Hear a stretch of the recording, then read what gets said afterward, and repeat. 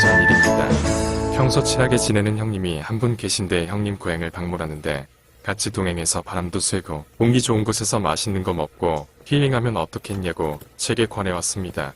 늘 공기 좋고 물 맑은 곳이라고 형님이 자랑하던 곳 고향 시골집인데 후손들이 다 출가 독립하고 늙은 노무만 남아 계시다 최근 어르신 건강이 안 좋아지셔서 시내 누님 댁으로 거처를 옮기신다고 하였습니다.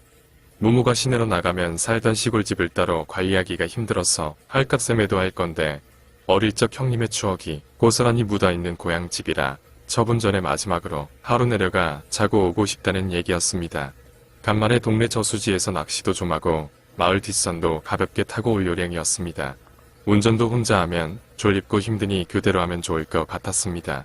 평소 제가 신세진 게 많아 거절하기 힘들었지만 동행해주면 서울 올라와서 호텔 뷔페 쏘겠다는 형님의 말씀은 잠시 고민하던 제 마음에 확실한 마침표를 찍었습니다. 간만에 고속도로 휴게소에서 소떡도 형님과 사먹고 겨울로 들어서는 12월 초순 날씨이지만 예년보다 따뜻한 기온에 가을 소풍 가는 것 마냥 두중년에 사내는 기분이 좋았습니다.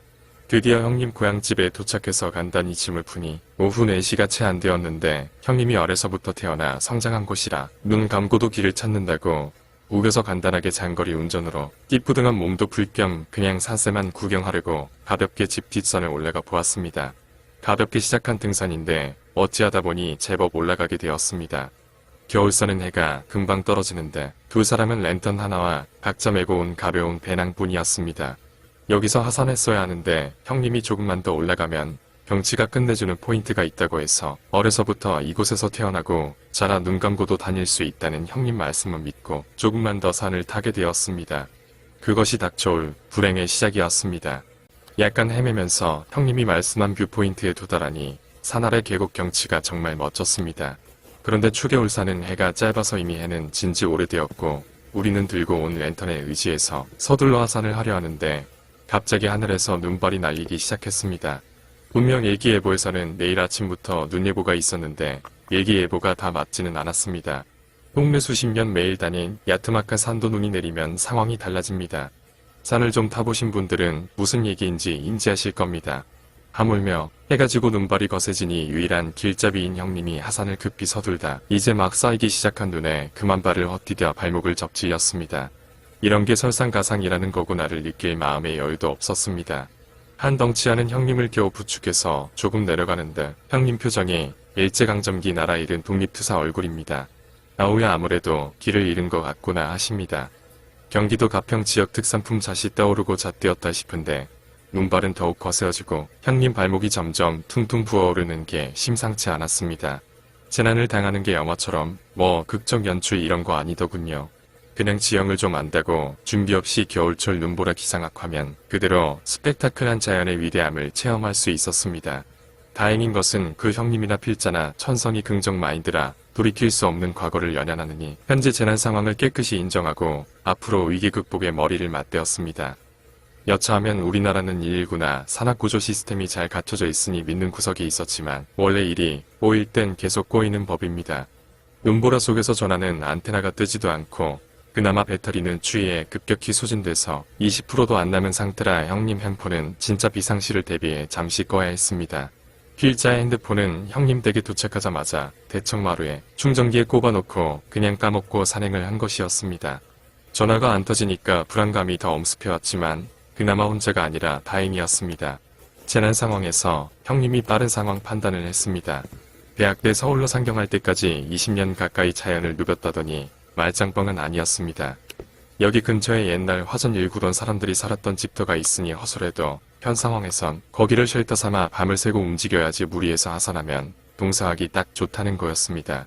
눈보라는 점차 거세어지는데 배낭에서 작은 손도끼 하나를 꺼내서 필자에게 건네주고 근처 화전민 집터를 찾는데 그냥 찾아다니다가는 하산길 잃어버린다고 그 자리에서 시계 방향으로 한 번에 2m 정도씩 헤치고 나가는데 큰 나무가 보일 때마다 사람 눈높이에 도끼 자욱을 내라는 것이었습니다. 안 그러면 쉘터를 못 찾았을 때 처음 조난 장소로 나중 되돌아오지도 못한다고 하더군요. 도끼나 마땅한 도구가 없을 땐 어릴 때 산타다 길을 잃으면 나뭇가지를 꺾어가며 길을 찾는다고 시골집 형님들께 배운 거라고 합니다. 그렇게 도끼로 표시를 하며 한 30분쯤 헤매었을 때 운이 좋았는지 형님이 말한 그 화전민 집터를 발견했습니다. 평소 같으면 흉가보다 더 시커먼 집으로 들어서기도 꺼려졌겠지만 생사가 달린 문제에 직면하니 공부도 사치였습니다.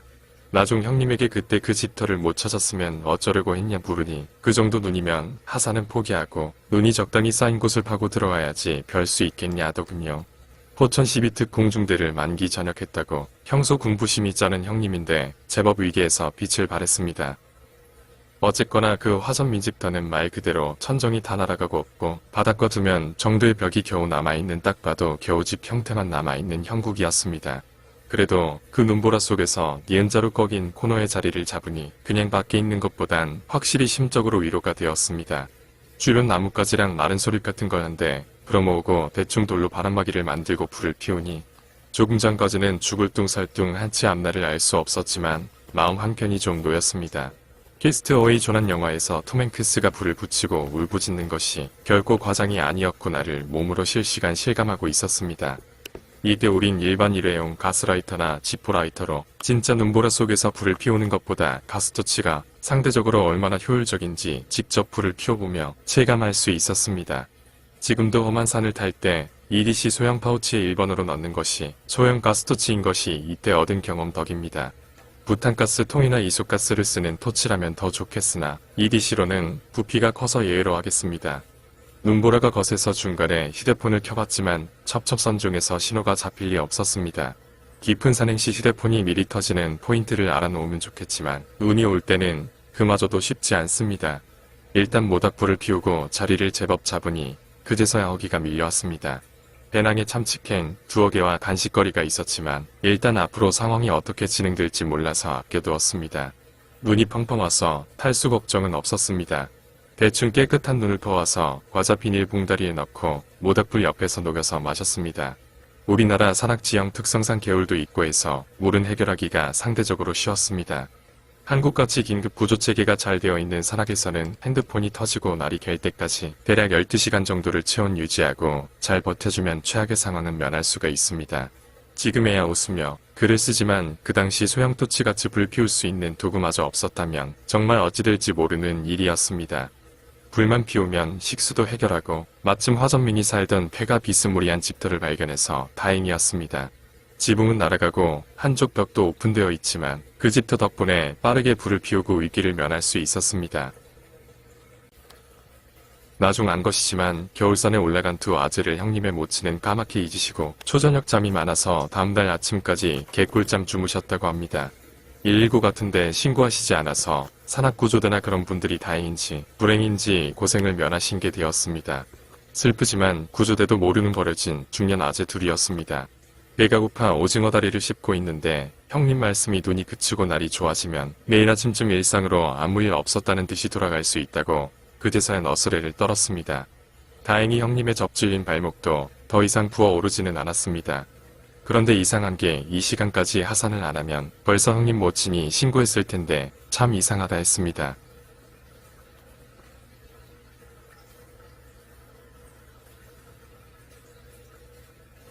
이상할 거 전혀 없었습니다.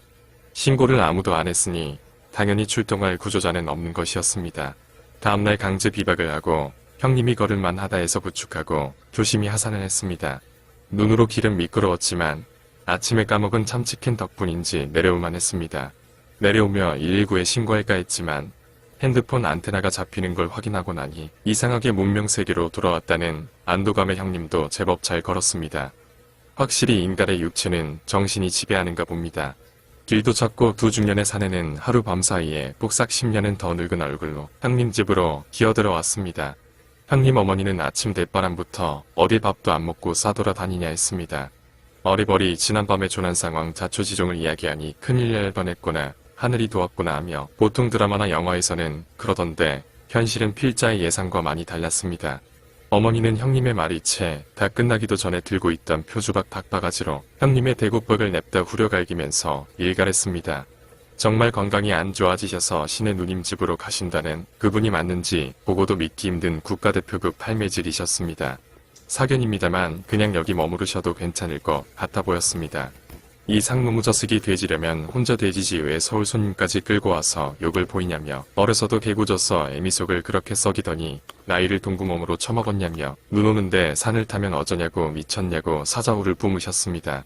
마음속으로 이분의 아들로 태어나지 않은 것을 천만다행으로 여기며 서울에 계신 필자의 노목계 절로 머리가 숙여졌습니다.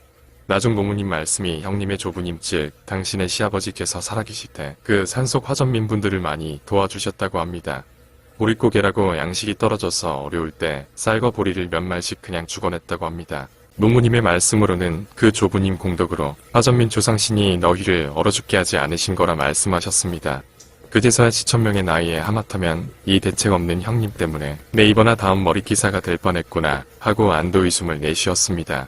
중년에 사내들이 준비도 없이 간밤에 겨울 산행을 하여 오늘 아침 싸늘한 주검으로 어쩌고 저쩌고 무리한 산행 어쩌고 겨울 등반 전문가를 모시고 말씀 듣겠습니다 등등. 시간이 흘러 어찌어찌 몸을 회복하고 서울로 올라간 차 안에서 형님은 우겨서 산을 탄 게 미안했는지 너스레를 떨었습니다. 원래 눈 감고도 다니는 길인데 내가 눈을 뜨고 다녀서 길을 헤맸네 하며 한쪽 눈을 찡긋하는 거였습니다. 고속도로에서 핸들을 잡고 있어서 무조건 참아야만 했습니다. 차를 갓길에 대고 몇 대 치워받고 연을 끊을까 이런저런 상념에 젖어들 때 형님이 말했습니다. 내 이번에 아우님에게 너무 미안해서 서울 가면 호텔 뷔페 한 번 아니고 2번 쏠게.